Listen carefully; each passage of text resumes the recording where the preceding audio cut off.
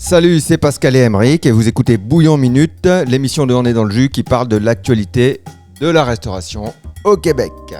Et pour cette édition, attention, dévoilement de la programmation de Montréal en Lumière. Et ouais, là, va y avoir du lourd. D'abord, toute chose, Emeric, grande nouvelle, bien sûr. Eh oui, là, on est fiers. Là, on est fiers. Grosse fierté. On a travaillé dur. On est donc collaborateur, partenaire officiel du Festival Montréal en Lumière. Alors, qu'est-ce que ça veut dire ? Ça veut dire qu'on est officiellement collaborateur. Eh ouais, on va avoir encore plus d'accès, on va pouvoir parler à encore plus de chefs. On va pouvoir, avant on s'introduisait de façon subreptice et un peu illégale, et maintenant on aura le droit. On a notre badge. On a notre badge. Mais attention, est-ce qu'on aura le droit de dire des conneries encore ? Tout à fait. Ah, ça va alors. Qui serions-nous si on ne disait pas de conneries ? Bon, en tout cas, c'est quoi le Festival Montréal en Lumière ? Pour toutes ceux et celles qui ne savent pas encore, le Festival Montréal en Lumière, c'est un grand festival qui dure 3 semaines en hiver. Exact. Il y a une partie musicale, là, qu'on ne va pas couvrir parce qu'on est loin d'être expert. Et il y a une partie gastronomie, où là, c'est notre domaine. Là, j'allais dire, pourtant, on n'est pas des experts non plus, mais c'est pas vrai, c'était une boutade. Donc, la partie gastronomique, c'est l'événement culinaire le plus important au Canada en hiver. C'est devenu un événement international. Ouais, je dirais même en Amérique du Nord, voire en Amérique. Mais on est sûr qu'au Canada, c'est ça. En tout cas, cette année, 48 invités internationaux. Waouh, là, il va y avoir de la collab en masse. Et de la collab en masse. Et en plus, pour tous ceux et celles qui ne savent pas, il y a un thème. Et le thème, cette année, attention, ce sont les femmes à l'honneur. Ce sont les femmes chefs à l'honneur, ça c'est vraiment cool. Alors ça ne veut pas dire qu'il y aura que des femmes, il y aura aussi des chefs invités, mais il y aura à peu près 70% de femmes. Et ça c'est vraiment cool parce que y a besoin de mettre en avant les réalisations. Et on sait que c'est un métier qui est parfois très masculin, avec de la toxicité pour les femmes. C'est en train de changer, il y a beaucoup de choses qui se passent. C'est vraiment cool qu'on les mette à l'honneur cette année. Alors, il y a des chefs et des vigneronnes. C'est ça aussi, il faut quand même insister. Ouais. Alors, vigneron, c'est encore plus compliqué. Il y a encore moins de femmes chez les vignerons que chez les chefs. Donc, ça met en valeur tout un panel de femmes qui travaillent pour la restauration et pour l'industrie. Alors, cette année, Montréal en Lumière, c'est un tea time, ça c'est nouveau.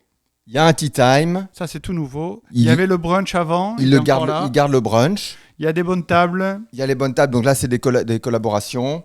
Il y a des événements spéciaux. Dans le village... Dans le village gourmand et en dehors aussi.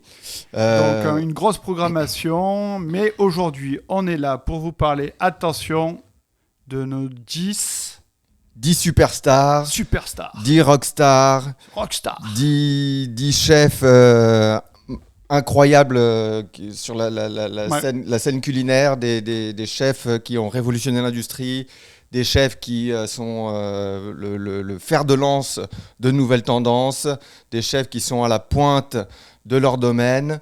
Et ils vont être à Montréal, dans nos restos. Ça, c'est vraiment génial. Alors, on va découvrir qui sont ces chefs. On va découvrir. J'ai hâte. Alors, peux-tu nous expliquer la procédure ? Alors, la procédure scientifique scientifique très rigoureuse. Attention, des années d'études ont été nécessaires pour établir ce classement. Tout d'abord, il faut savoir que Emeric, tout seul, a choisi 10 restaurants. Ah, je voulais pas le dire, je voulais faire genre je connais. Ok, mais il faut le dire quand même parce que je renonce. Je voulais faire croire que je connais tout. Je ne prendrai pas la responsabilité finale au cas où. Je suis un lâche.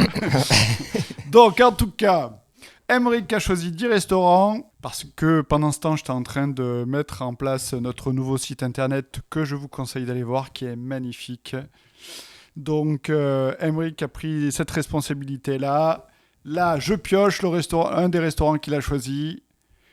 Il y en a que je connais, il y en a que je connais pas. Je vais découvrir en même temps que vous. Je fais confiance à Aymeric parce qu'il sait de quoi il parle. Et moi, je vous parle du ou de la chef qui est invitée, à quoi s'attendre et pourquoi c'est vraiment exceptionnel. Je veux quand même insister sur un truc là. Le Festival Montréal en Lumière est très connu dans le milieu de la restauration. Il est un peu moins connu dans le milieu du grand public parce que on ne sait pas pourquoi.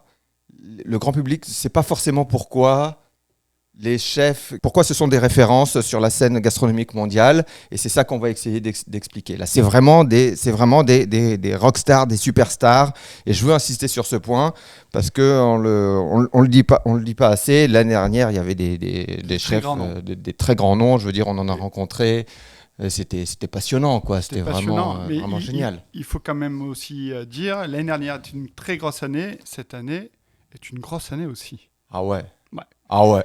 Donc alors attention, on ne va plus tarder. On passe directement à l'action. Attention, j'y vais. Alors attention, le restaurant Alma. Alors attends, je vais faire semblant de découvrir en même temps que toi okay. les noms. Chris, ça se prononce Chris. Ah ok, d'accord. J'imagine.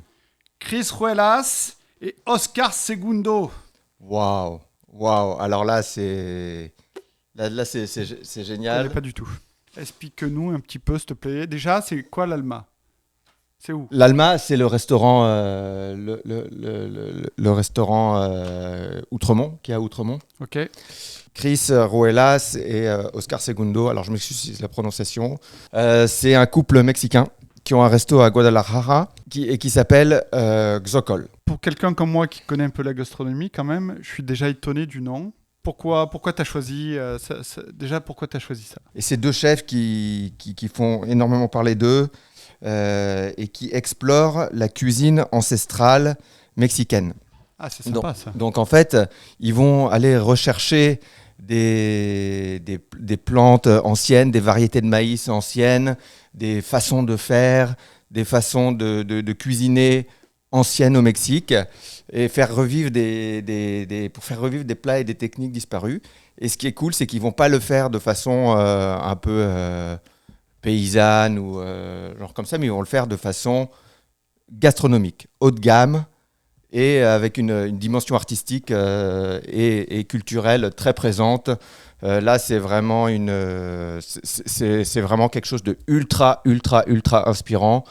C'est une grosse chance de les avoir parce que je ne sais pas s'ils se déplacent beaucoup, je ne sais pas comment ils vont faire pour importer les ingrédients dont ils ont besoin, mais c'est vraiment là une collab super inspirante. Je vous recommande de regarder ça. Alors, on refera peut-être un épisode plus tard pour parler un peu des prix et tout ça, on verra. Là, on a juste le dévoilement, on n'a pas les prix. On a juste les collabs. On n'a pas la direction qu'on va prendre le menu, mais peut-être qu'on reverra ça, on va s'adapter. On vous rappelle, on est nouvellement là, c'est le dévoilement. Collaborateur média, donc là, on dévoile. Donc là, écoute, tu m'as interpellé parce que c'est vraiment quelque chose à laquelle cool, je ne m'attendais pas. C'est cool comme concept, vraiment. Et puis, je veux redire, là, c'est un restaurant qui est ultra qualitatif. C'est très populaire au Mexique apparemment. J'ai pas eu la chance d'y aller. Est-ce que tu as vu les prix là-bas un peu que Xocol J'ai pas regardé les prix. Encore, moi, je regarde les. Toi, tu regardes les concepts. Je regarde le côté artistique, le côté mise en valeur. Moi, ça me parle. Alors, il faut dire que la cuisine mexicaine est quand même en vogue. Ah ouais, là c'est grosse tendance. Depuis 2-3 ans, un peu dans la lignée de la cuisine péruvienne, il y a une grosse hype sur la cuisine mexicaine et c'est cool d'avoir des noms aussi forts. Des noms aussi forts. Donc ça, restaurant Alma, Chris Ruelas et Oscar Segundo, restaurant Xocol, pensez-y, c'est vraiment cool et vraiment une très grande chance. Bon, en tout cas, moi j'y pensais pas, maintenant j'y pense. Attention, deuxième. Deuxième, attention, hop. Alors là, ça c'est des amis. Le Monarque, Jérémy Bastien. Jérémy Bastien, le chef propriétaire. Ils reçoivent Nancy Hawks. Waouh. Et là, moi je connais pas Nancy Hawks personnellement, Je sais qu'il y a une petite histoire quand même derrière, si tu permets, je vais la raconter. Bah, vas-y, raconte l'histoire. Donc Jérémy, il a grandi ici avec son papa et puis un jour, il a décidé de faire un peu le tour du monde. Donc il est parti à Vancouver, là il a rencontré sa future épouse, je pense. Et ensuite, il est allé travailler à Auckland chez Nancy Hawkes. Donc ce sont des retrouvailles plusieurs années plus tard. C'est une sorte de mentor. Et Nancy Hawkes, c'est une légende de la cuisine américaine. Elle a révolutionné, au début des années 80, elle a révolutionné la gastronomie californienne. Ah ouais. Avant ça, un peu si tu veux à l'image de Normand Laprise avec le Tokay, c'est ce qu'il a fait au Québec. Elle a amené, si tu veux, la gastronomie californienne haut de gamme. Elle a construit la gastronomie californienne haut de gamme avec son restaurant Boulevard à San Francisco au début des années 80. Et elle a vraiment construit les bases. Elle a montré qu'on pouvait avoir une cuisine gastronomique californienne digne de ce nom. Pour ça, elle a reçu le James Beard Award. Alors c'est quoi ça, Ça, c'est vraiment le prix le plus prestigieux aux États-Unis, qui consacre le chef de l'année, le restaurant de l'année. Et son restaurant, le restaurant Boulevard, l'a eu il y a quelques années après elle. Mais c'est vraiment là une légende de la cuisine américaine. À quoi s'attendre ? Là, ça va être là, il va y avoir l'émotion, là, parce que des retrouvailles, un mentor, son disciple, qui a quand même été élu meilleur restaurant du Québec au Laurier de la gastronomie il y a 2 ans. Là, ça va être un gros menu. Ça va être... très probablement ce qu'on connaît de la cuisine californienne, donc vraiment beaucoup axé sur le poisson, sur les coquillages, sur la fraîcheur des produits, avec une inspiration, avec des touches mexicaines, avec des touches italo-américaines, et tout ça fabriqué avec une technique impeccable. On peut compter sur l'équipe du Monarque qui est hyper pro. Ça va vraiment être une belle soirée.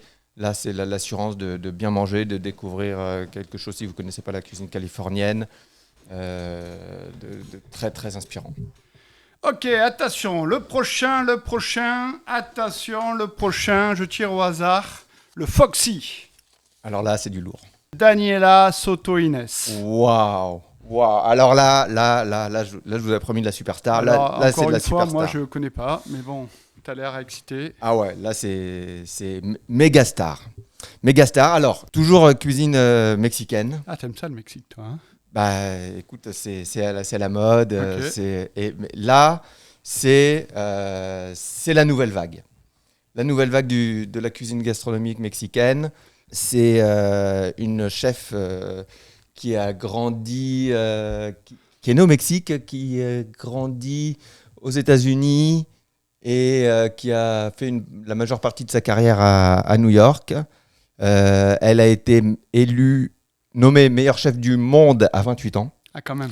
Ouais. En 2019, ça a été la plus jeune femme à recevoir cette récompense. À New York, elle a travaillé avec Enrique Olvera, qui est le pape de la gastronomie mexicaine. C'est le Alain Ducasse de la gastronomie mexicaine.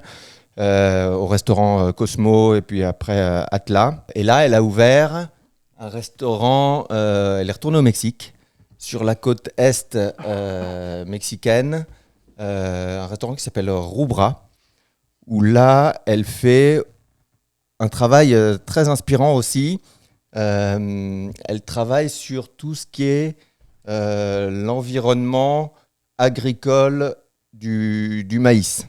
C'est-à-dire que toutes les herbes qui poussent dans les champs de maïs, à côté des champs de maïs, les champignons qui sont inhérents à la culture du maïs, elle va les utiliser et les incorporer dans sa cuisine, sachant que c'est une cuisine extrêmement moderne, extrêmement raffinée, extrêmement haut de gamme. Ça, c'est une super collab.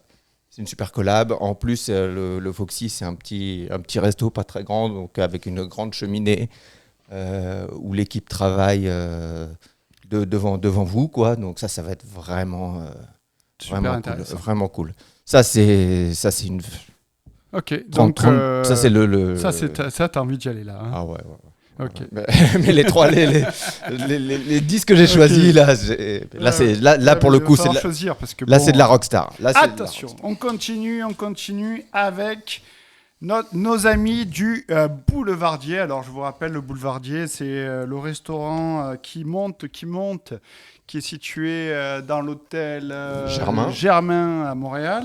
Le chef Florimond Anoto. L'année dernière, on avait eu une très belle rencontre avec Adrien Cachot et Mathias Marc. Et cette année, alors, il reçoit, attention, t'as mis un seul nom, mais il reçoit 2 personnes quand même. Ah, il est 2 fois, ok, d'accord, ok. Alors, attention, il reçoit non pas une femme, mais un jeune homme. Eh oui, parce que pour la petite histoire, là c'est moi qui raconte la petite histoire. C'est toi qui la raconte. Florimond, il est ultra organisé. Ça, c'est sa force. Il est... D'ailleurs, un petit mot sur son resto. Allez-y au Boulevardier, pendant l'événement, avant l'événement, après l'événement. Je pense que c'est un des restos les plus sous-cotés de Montréal. Ouais. Enfin, pas sous-coté, mais qui passe un peu plus sous le radar. Parce que c'est un restaurant d'hôtel, donc les gens n'y vont pas forcément. Mais sa réputation monte de plus en plus. Ultra classe. Ouais. Ultra classe, super maîtrisé. Vraiment une belle table à Montréal. Ouais. Et alors là, il reçoit un de mes idoles que je connais bien. Ah ouais, c'est toi qui vas en parler. Bah oui, alors ça. Ah ouais. Le petit Malo. Le petit Malo, pour ceux qui ne le connaissent pas, Malo Gapsi. Mallory Gapsi. Alors Malo, c'est un survivant, c'est, je dirais, la résilience. C'est un jeune Belge qui a participé à Top Chef la même année que Adrien Cachot, je pense. Ouais. Et Malo, Malo, il se bat en permanence. Il a commencé très jeune la cuisine. C'est un surdoué de la cuisine. Il a eu une étoile déjà. Ouais. Il a ouvert son restaurant à côté de l'Arc de Triomphe à Paris. Ouais, il a eu une étoile dans les premiers mois, là, les 6 premiers mois, il a eu une étoile. Il a été nommé Grand de demain par le Goemio, jeune chef de l'année 2023. Je pense qu'il a même pas 30 ans, quoi. Il a 28 ans, quoi. Je sais même pas s'il a 27-28 ans. En tout cas, il est super jeune. Il participe maintenant avec le chef Etchebest à l'émission Cauchemar en cuisine. Et on peut voir qu'il a le contact super facile, super abordable. Alors Malo, il a commencé super jeune, comme je disais. Et un jour, il y a eu à côté d'une friteuse un éclat de friture. Je crois que c'était pendant un bisutage. Ah, je sais pas, je sais plus exactement. Mais il y a eu un éclat de friture qui allait dans son œil. Du coup, il a perdu un œil. Et il a continué à se battre. Et il est ce qu'il est aujourd'hui. Ça lui a donné une force. Ouais, je pense qu'il avait déjà, mais ça lui a donné encore plus de caractère. Donc Mallory Gapsi, moi, ça, c'est un podcast qui aura lieu, c'est sûr et certain. Ouais, j'ai vu son nom, j'ai pensé à toi, là. Je sais qu'il te plaît. Ouais. Un petit mot sur sa cuisine. C'est vraiment de la cuisine française et belge traditionnelle, un peu bourgeoise, haut de gamme, à laquelle lui va rajouter des ingrédients un petit peu inattendus. Donc comme par exemple du citron noir d'Iran ou des baies de sorbier, du tabac. Et en fait, il va amener ça à ses plats, ce qui va leur faire prendre une autre dimension. Et donc tu peux aller t'asseoir à sa table, goûter un plat que tu as toujours mangé, et en fait, ça va t'amener à une dimension complètement différente. Ça, c'est sa force. En même temps, les dressages, parmi les plus beaux dressages d'Europe, il fait des assiettes incroyables. Il a une vision très esthétique de la cuisine, de son restaurant. C'est du lourd et c'est vraiment. C'est un des chefs de demain. Ouais. Si c'est pas déjà aujourd'hui, là, ouais. c'est vraiment c'est super cool de l'avoir à Montréal. Ne manquez pas cette soirée, là, ça va être quelque chose. Ouais. Attention, la chronique. Alors, la chronique, c'est le restaurant qui a participé le plus à l'événement Montréal en Lumière. Ça fait la 26e année consécutive. Ouais, et souvent, ils invitaient des cuisiniers belges. Ah, et alors là, cette année ? Eh ben, c'est pas belge, c'est une chef française. Fanny Ray. Fanny Ray, tout à fait. Fanny Ray qui vient avec. J'ai vu Vielle et je me suis dit, tiens, mais c'est.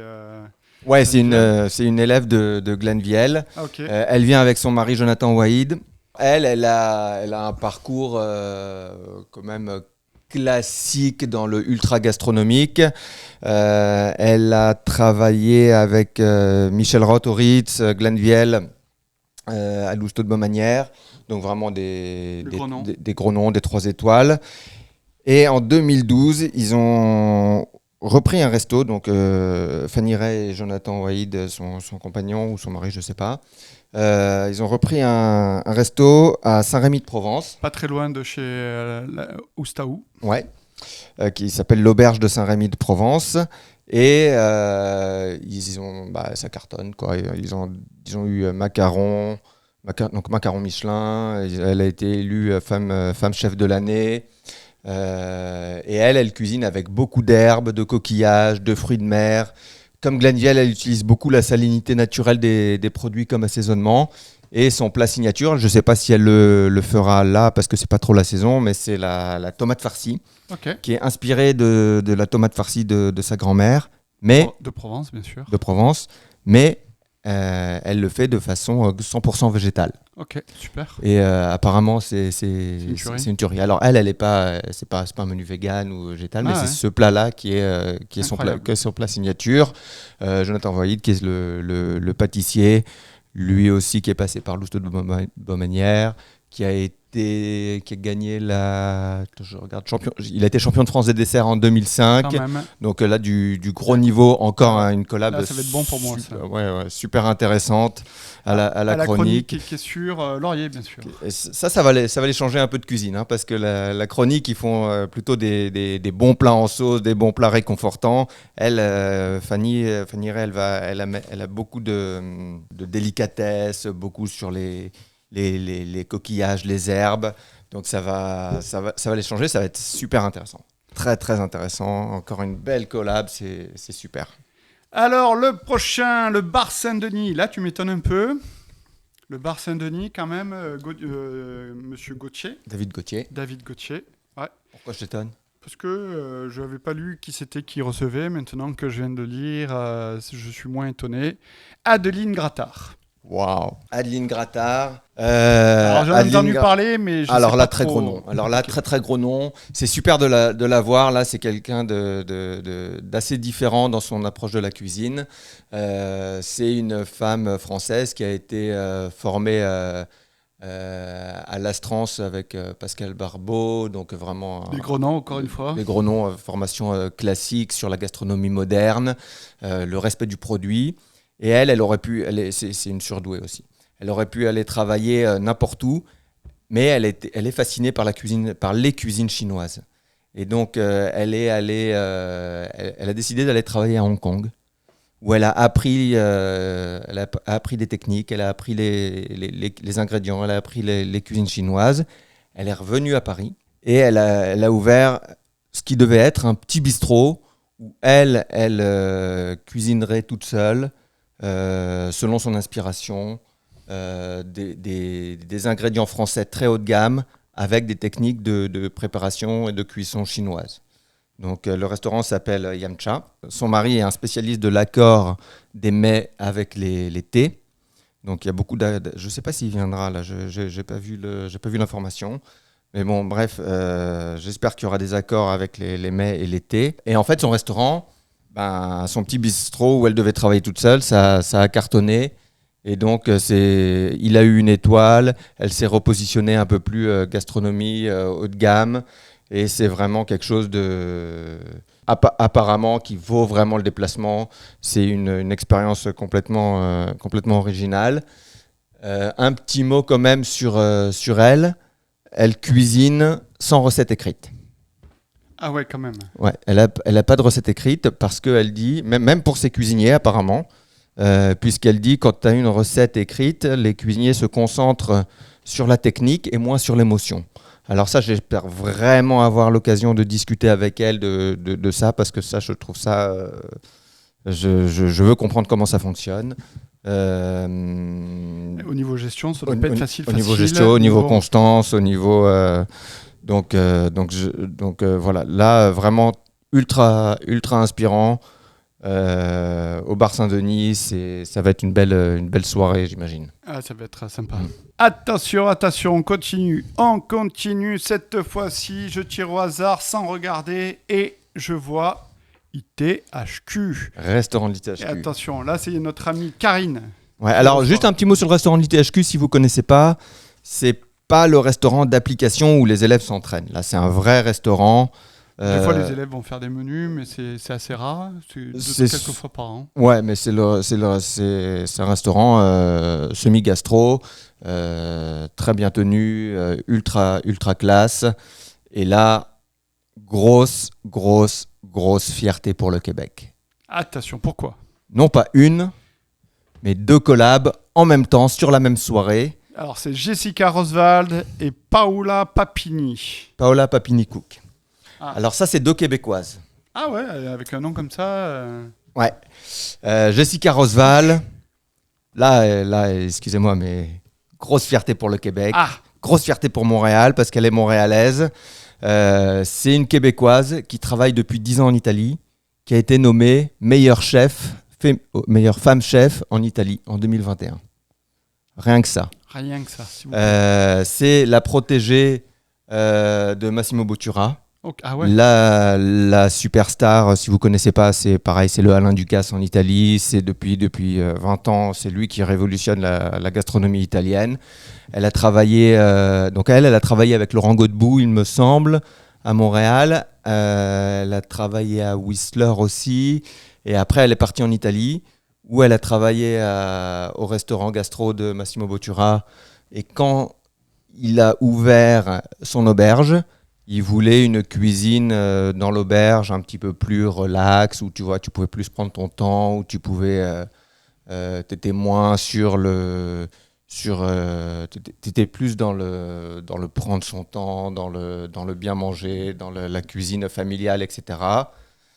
Et il a confié ce projet à Jessica Roswald.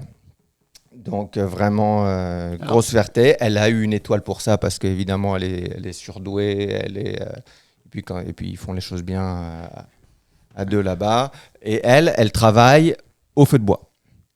Okay. Alors je pense pas qu'elle va travailler au feu de bois à l'ITHQ, mais je pense qu'elle va vouloir. Elle revient à Montréal, elle va vouloir montrer ce qu'elle sait faire. Et elle va sortir les gros canons, à mon avis. Et c'est qui Paola Papini ? Paola Papini-Cook. Elle, c'est une vigneronne, okay. Québécoise aussi, qui a acheté un domaine en Italie et qui fait du vin, pareil dans la région entre Florence et Rome. Elle fait du Chianti. Okay. Donc, c'est pas très loin de là où travaille Jessica Roswald. Et donc, c'est un tout petit domaine. Et je trouve ça super cool de cette association. Et ça va être j'ai vu que c'était la même date, donc j'imagine que ça va être le même repas. Tu vas avoir 2 femmes québécoises qui ont réussi en Italie, qui vont présenter leur savoir-faire. Waouh! Avec Karine. Waouh! Magnifique collab. Super. Bravo à l'ITHQ d'avoir... C'est Karine qui a dû proposer ça. Hein.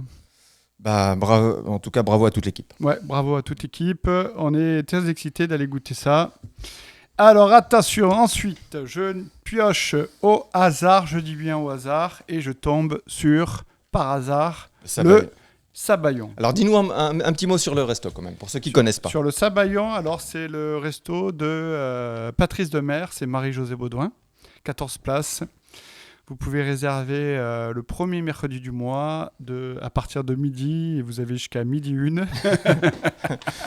Meilleur resto canadien par le magazine En Route. Meilleur nouveau resto. Plein d'honneurs et encore, il en aura plus dans les années à venir sûrement. En tout cas, déjà, belle équipe, très maîtrisée. Et là, attention, ils reçoivent, attention, Manon Flory et Lorraine Barjou. Alors, c'est qui ça ? Manon Flory, moi j'en ai entendu parler. Alors Lorraine Barjou, c'est sa chef de cuisine. C'est sa sous-chef, chef de cuisine. Chef de cuisine ou chef exécutif, je ne sais pas son titre exact. Mais Manon Flory, alors là, Manon Flory, c'est du très très lourd. Comment comment dire ça La nouvelle génération de la haute gastronomie française. Ouais, c'est ça. C'est vraiment c'est elle qui tire. Bah, c'est un petit peu l'équivalent français de Daniela Soto Inés au Mexique. Hein. C'est vraiment la nouvelle génération de la gastronomie française, exactement. Elle a à peine 30 ans. Elle a monté son resto l'année dernière, le Datil. Dans la foulée, elle a eu une étoile directement. À mon avis, ça ne va pas s'arrêter là. Détail, elle n'embauche que des femmes dans son équipe. Non. Ah. Non, elle fait de la discrimination positive. Elle assume. Alors, elle a juste un petit mot sur son parcours. Ça fait partie des cuisiniers qui ont choisi de faire. Elle a choisi de devenir cuisinière. Si tu veux, elle n'a pas été balancée là à 14 ans parce qu'elle ne savait pas quoi faire. Parce qu'elle ne savait pas quoi faire ou parce qu'elle était mauvaise à l'école, comme ça peut arriver dans beaucoup de cas. Dans beaucoup de cas. Elle, c'est vraiment à 18-19 ans. Elle avait le choix, elle pouvait devenir sportive professionnelle puisqu'elle faisait partie de l'équipe de France d'escrime.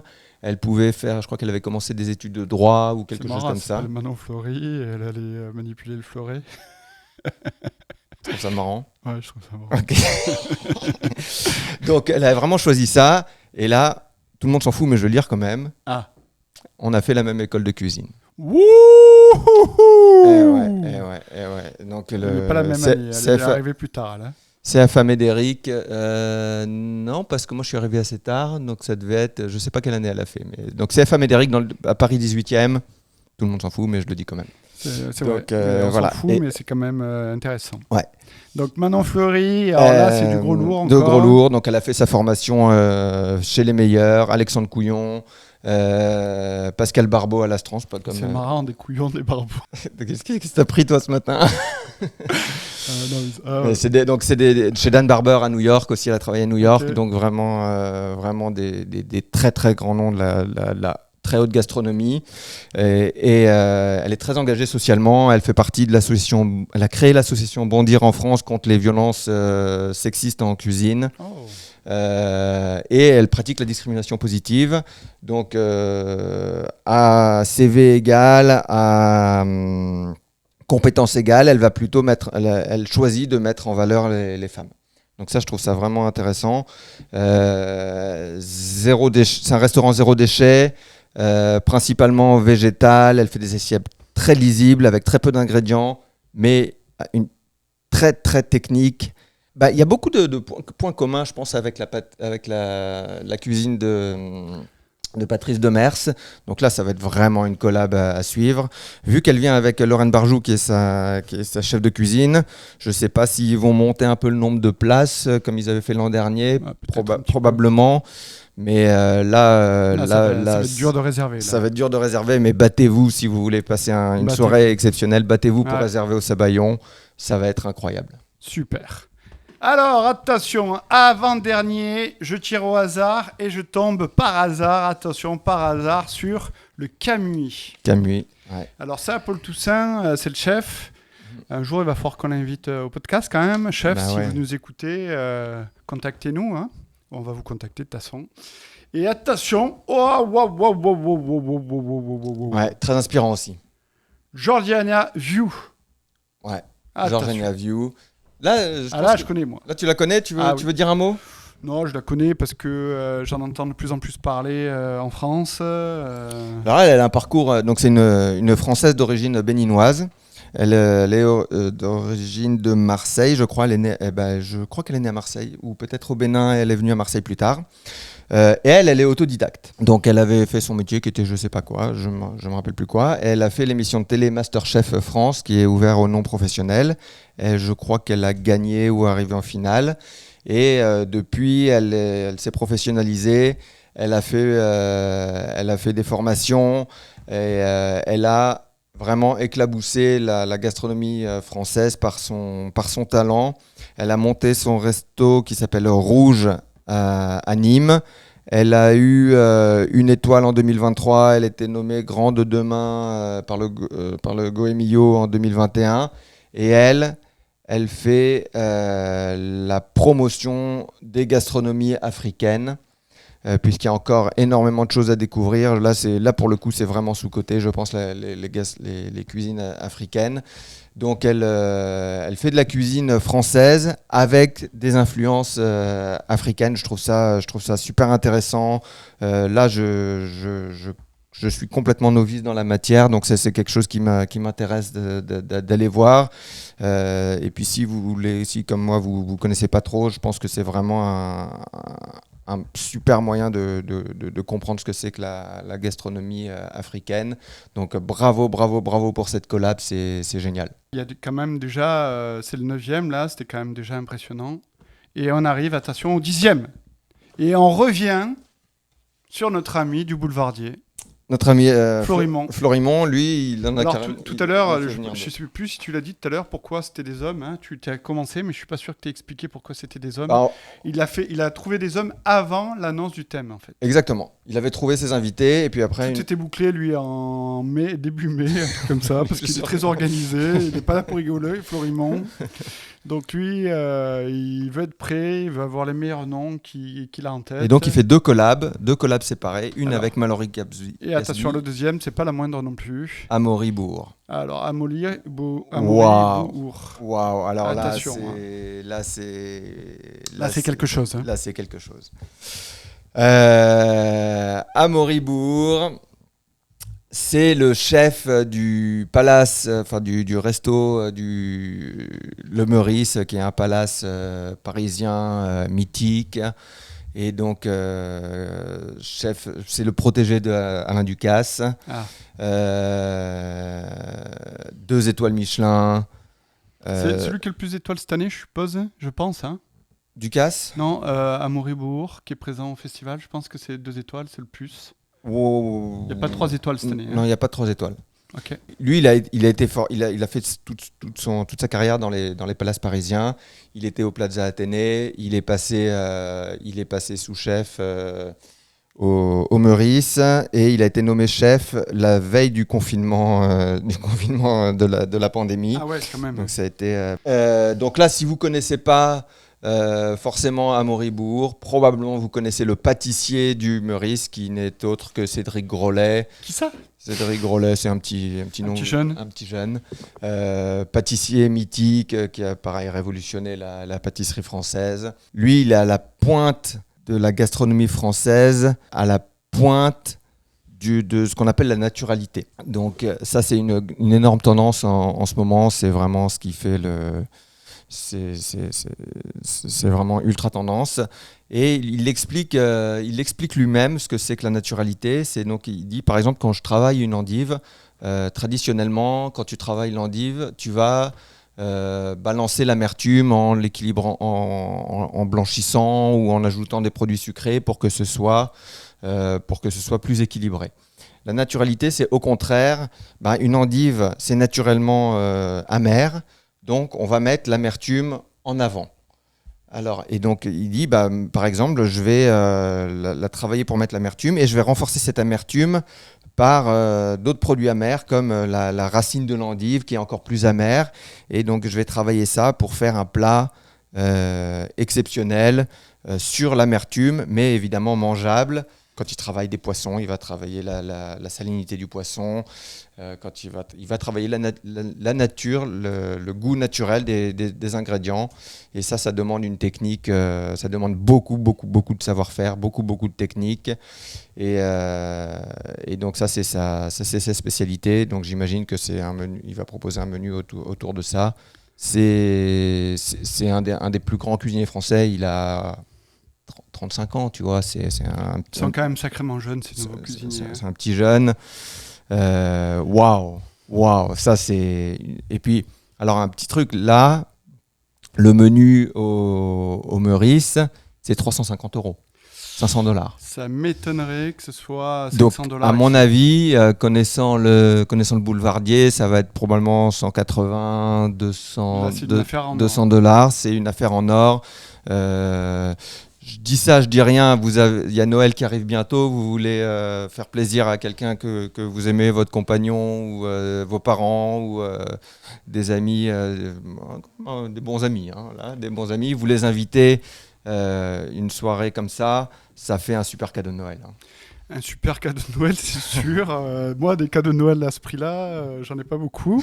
En tout cas, on devait vous présenter le top 10 d'Aymeric en moins de 30 minutes. C'est une opération qui a échoué lamentablement. On a combien 43 minutes 43 minutes. Ah et ouais. je me permets quand même, s'il vous plaît, parce que j'aime bien toujours mettre mon petit grain de sel, ajouter ma sélection personnelle. Et oui, je veux parler. Aymeric est étonné, il me regarde, il dit c'est quoi ce délire? C'était pas prévu là. C'était pas prévu. Oui, mais je suis là. Donc, on enregistre un peu ce podcast avant la conférence de presse. Donc, il y a toujours des nouvelles qui tombent au dernier moment. Ouais. Donc, là, grosse nouvelle pour le Hogan et Beaufort chez notre ami Marc-André Jeté. Alors, l'année dernière, il avait invité Giuliano Sperandio.